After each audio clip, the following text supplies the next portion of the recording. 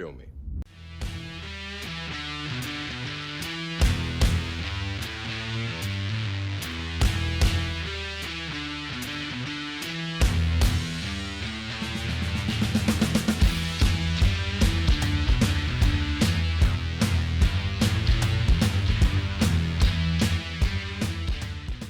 Hello everybody, Martial Arts Film Freak here, and I'm talking about some different stuff.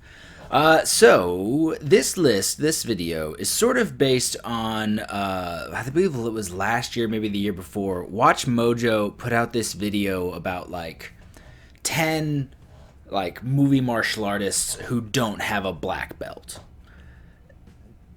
That kind of seems a bit pedantic, maybe, I guess. Because they were talking about, your Jackie Chan, your Bruce Lee, your Jet Li, because they come from backgrounds that don't have a belt system. Jackie being someone who just really grew up in Peking opera, and that's how he learned Kung Fu, and then, Bruce Lee with the Wing Chun and the Jeet Kune Do, and Jet Li with the Wushu, martial arts that don't do belts. So obviously, these expert, incredible martial artists aren't going to have a black belt. It just seemed pointless to me.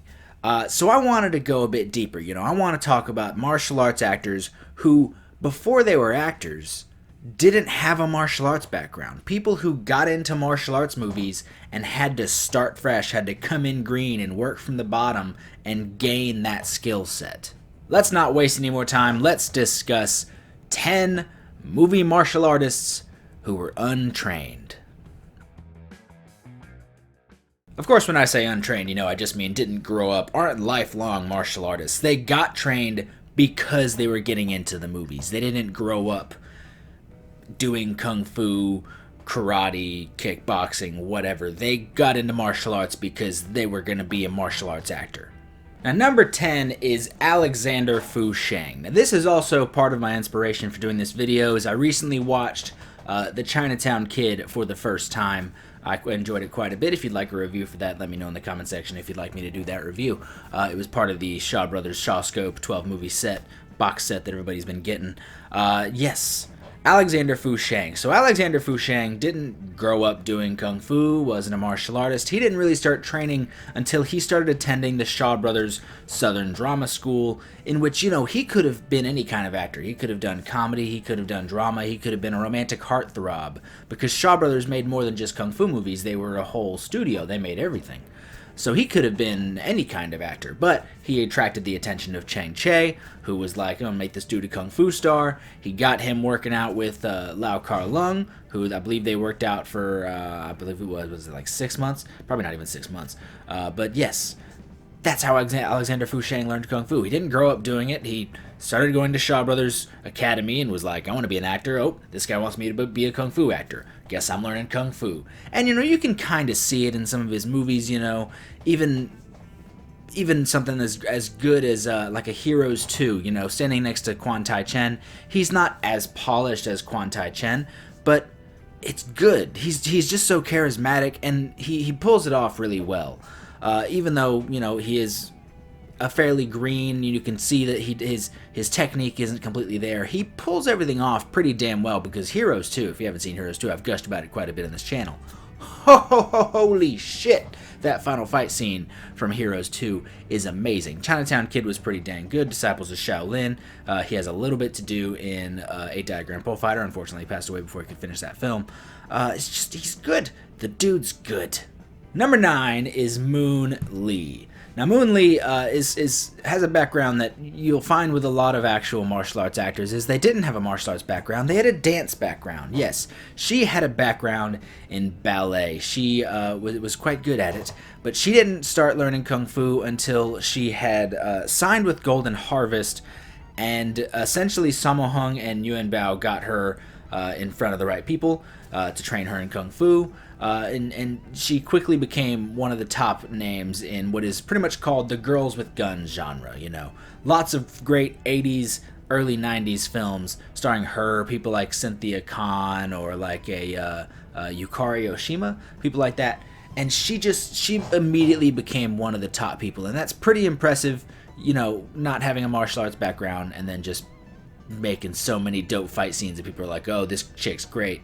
But I mean, ballet background, that makes sense because you get a lot of people like that. We'll have a couple people on this list later on. But one of the big ones who I believe had a ballet background also, but of course he also did martial arts, was Jean-Claude Van Damme.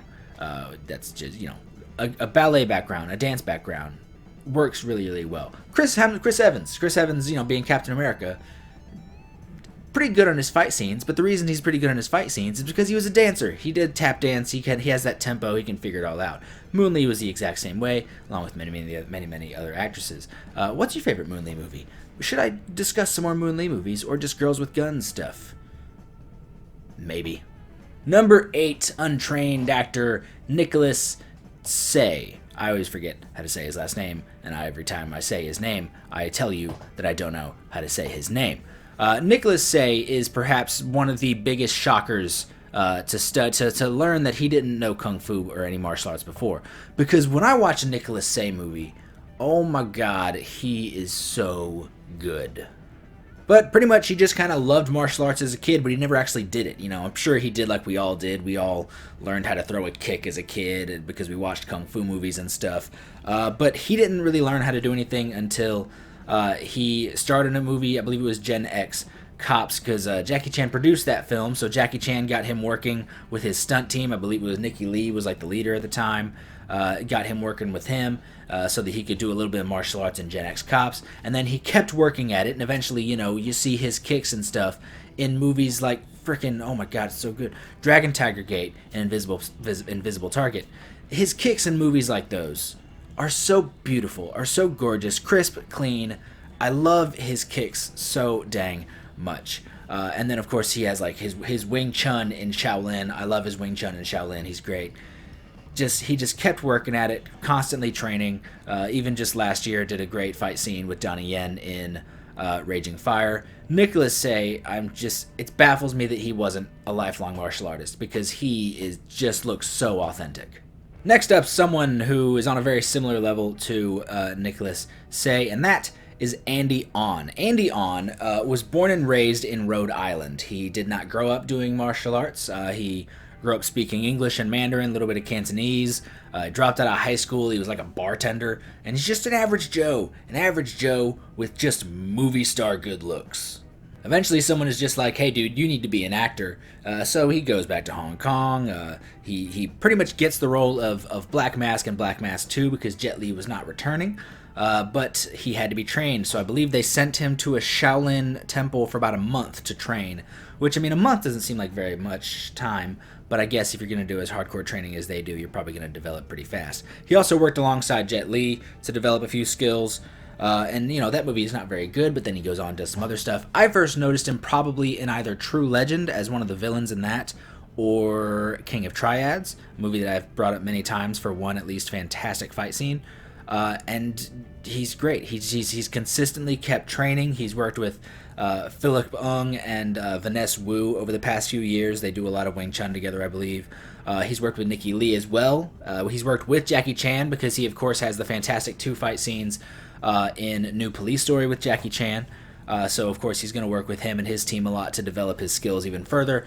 And then, he's just kept it up. He's been great. He has one of the best fight scenes in Fatal Contact, a movie full of incredible fight scenes, and he has one of the best. And he was still pretty early on in his career at that point. Like, he's in that movie and he doesn't even have any lines. He shows up for one fight scene, kills it, and leaves. And by leaves, I'm pretty sure collapses his ribs and dies. Number 6, Tony Leung. Tony Leung. So Tony Leung, of course, starred in Hero in 2002, a fantastic wuxia film with absolutely incredible sword fights, weapons fights. But looking back on it, he doesn't really have any of the good fight scenes. He, of course, has the big wirework scene over the still lake, but it's not a fight scene. It's a lot of stunts and wires, and it's even part of the story of the film that was not a fight. And that makes sense that he doesn't have any of the good fight scenes in that movie because Tony Leung never actually practiced Kung Fu until he was 47 years old. He started learning Kung Fu in preparation for the Grand Master, in which he played, of course, Yip Man. And that's how he got his initial training. He immediately was just thrown in the deep end of the martial world, the kung fu world, and even, I think when they cast Kung Lee in the movie, he has a fight scene with him early on. I think Tony Leung was even like, I'm not prepared for this. I'm not prepared to fight an MMA champion, even if it's a scripted, choreographed fight. But he handled it well. He did a good job. Not much else to say here. He's gone on to play Wenwu in Shang-Chi. Did pretty dang solid there. I enjoy. He looks authentic. He looks good. The dude knows what he's doing. He has a lot of good people backing him. A lot of good people behind him. Of course, Yuan Wu Ping choreographed and action coordinated Grandmaster, and then he worked with people like Brad Allen and Andy Chang on Shang-Chi. So, the dude can go. The dude, in being almost 50 years old now, getting into Kung Fu, probably not going to do much more. But I'm cool with what he did. Number 5 is Chow Yun-Fat. Now, I don't know if Chow Yun-Fat is really recognized as a martial arts actor, but he's got some big ones under his belt. Namely, mainly, I don't know which one of those words to use, being Crouching Tiger, Hidden Dragon, and Curse of the Golden Flower. But for most of his career, he was with John Woo doing the heroic bloodshed films. You're the killer, hard-boiled, Better Tomorrow, just guns, guns, guns, and more guns. Jump through the air, slow motion, guns. Got a dove coming down, guns. Don't shoot the dove, it's a pretty looking dove, guns. That kind of thing. Not a lot of martial arts in those movies. So he doesn't really learn martial arts until pretty far into his career with Crouching Tiger. I could not find anything on what his training was, who he worked with, any of it. All I could find was that Michelle Yeoh was like hugely impressed, and she'd been doing kung fu movies since the late 80s. So getting into the year 2000, having him do his first, she's like, wow, he's actually doing phenomenal. And we all know that Michelle Yeoh is a lifelong martial artist. Next up, number 4, Ziyi Zhang. Ziyi Zhang is always fantastic. She's always wonderful. Most people recognize her from Rush Hour 2, where she doesn't really get that much to do. House of Flying Daggers, The Grandmaster, and of course, Crouching Tiger, Hidden Dragon.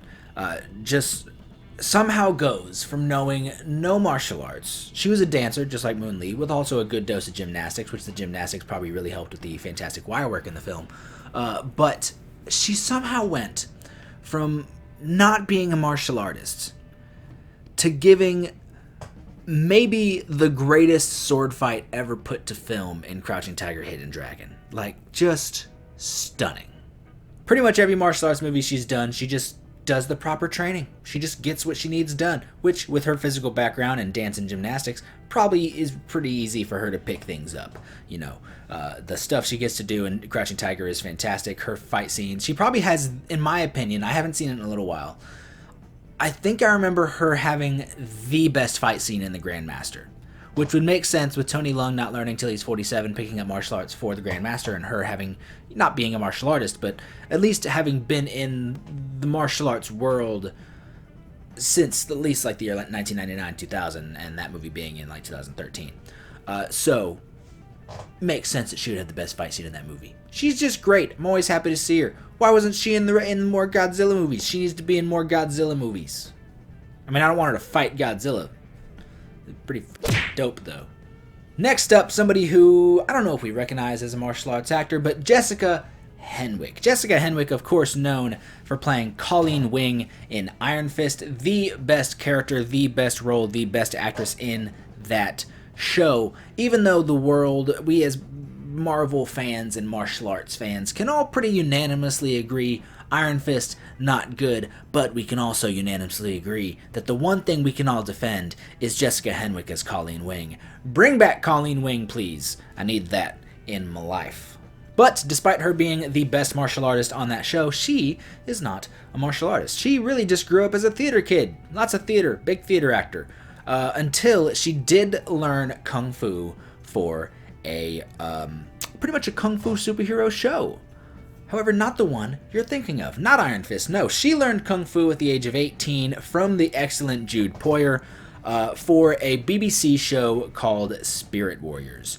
I do not know much about this show. I looked up one scene, and you're seeing it right now. This is all I know about this show, and if I grew up with this, granted it was 2010, so I would have been 13 and probably over it, I'd have been pretty. If I grew up with a show like this, I'd have been like, that's dope. Thank you. She also, of course, continued her training with the awesome Brett Chan, someone who has trained and choreographed many fantastic shows, including Warrior. She continued training with Brett Chan and the cast of Iron Fist, the people that would train. And she, of course, became the best part of that show. And she continued training for The Matrix Resurrections, which sure isn't great. But again, she's the highlight of that movie.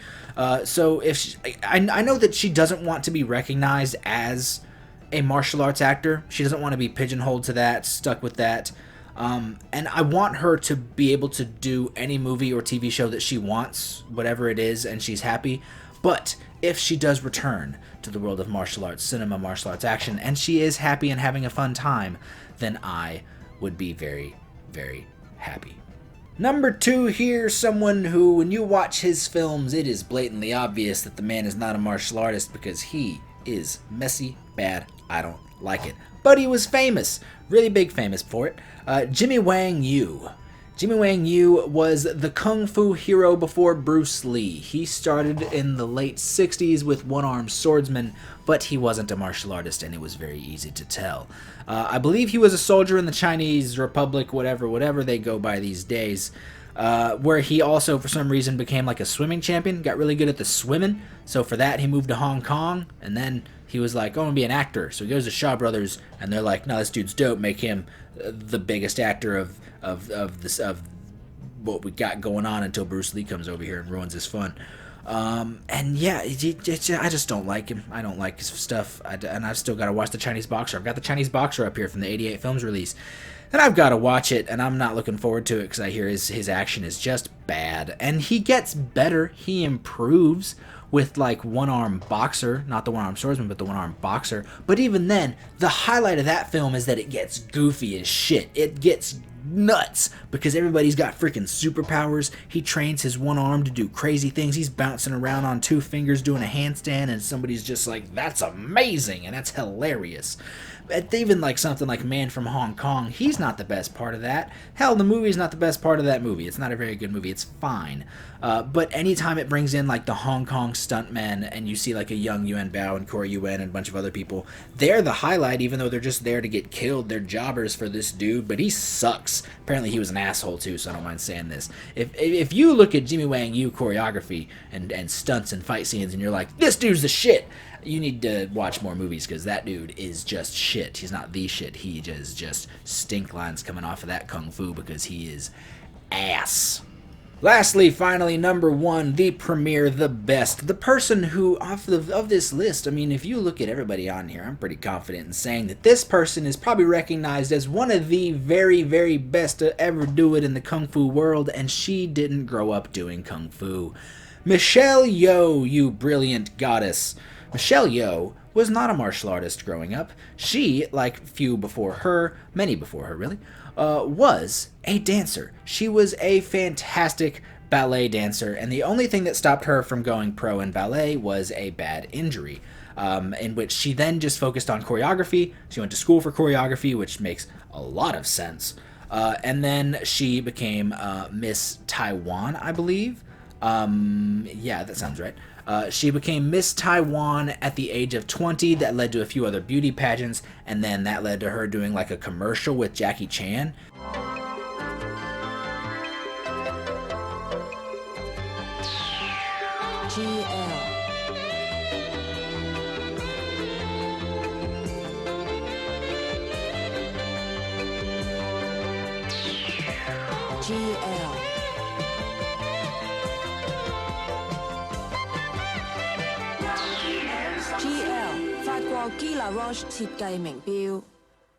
And then just for some reason was like, this guy's cool, I'm gonna follow this guy and go do some movies. And so then she just started doing movies, and she started picking up martial arts. And like, look, here's the thing that baffles me about Michelle Yeoh. It makes sense that she'd be able to do the punching and the kicking, the flipping and all that stuff. It all makes sense. It's obvious. Yes, Madam is brilliant. I love her stuff and all of her early stuff. What baffles me about Michelle Yeoh is how well she picked up weapon work. And I'm not just talking about swords. Again, she's part of one of the very best sword fights of all time with Crouching Tiger, Hidden Dragon. But other weapons, the spears, the all that. Her skills with the rope dart in like Magnificent Warriors. What the shit? Oh my god. She's just too good. It doesn't make sense. How does somebody who just didn't grow up using this stuff and just like, oh, I've just got to figure it out because I'm doing it in this movie, and then you figure it out and you just look like you're the best. I want to be the best at something. She got so good that, of course, we do recognize her as one of the very best to ever do it. Both, first of all, she may be recognized by a large amount of the martial arts community, film community, as maybe the best woman in martial arts cinema. But then you throw her in there with the guys, and she still holds up as just one of the best. Probably top 10, maybe top 5 for a lot of people. What? She does Super Cop with Jackie Chan, someone who had been doing kung fu movies since the early 70s. You know, doing stunts and then became a leading man in the late 70s. But she does Super Cop in the early 90s, and her fight scenes are so good that Jackie Chan got pissed. Jackie Chan was like, F it. She can have the best fight scenes. I'm doing the stunts. Guess I'm not doing any fight scenes in this movie because clearly y'all gave her the best fight scenes. So I'm gonna go get hit by a helicopter and break every bone in my body. Thanks, Michelle Yeoh. She's just great, and it doesn't make sense. And we all love her. We all appreciate her, and I'm happy that she is somehow now getting huge in America at this point in her career. You know, she came over and did a Bond movie in the 90s, but now, like with Shang-Chi, Star Trek, frickin' 2 like rom-com movies, she's still doing some more stuff. She's great. She's just wonderful. I love Michelle Yeoh. She was in that Gunpowder Milkshake movie too. She's just good. She's great. She's one of the best. So that's the list. What do you think? Do any of these shock you? Are you surprised that any of these people didn't grow up doing martial arts and just happen to be amazing either way? Or Jimmy Wang Yu and they suck? Tell me your thoughts in the comment section down below. Don't forget to like, share, and subscribe. Which one of these people is your favorite? Tell me all that stuff.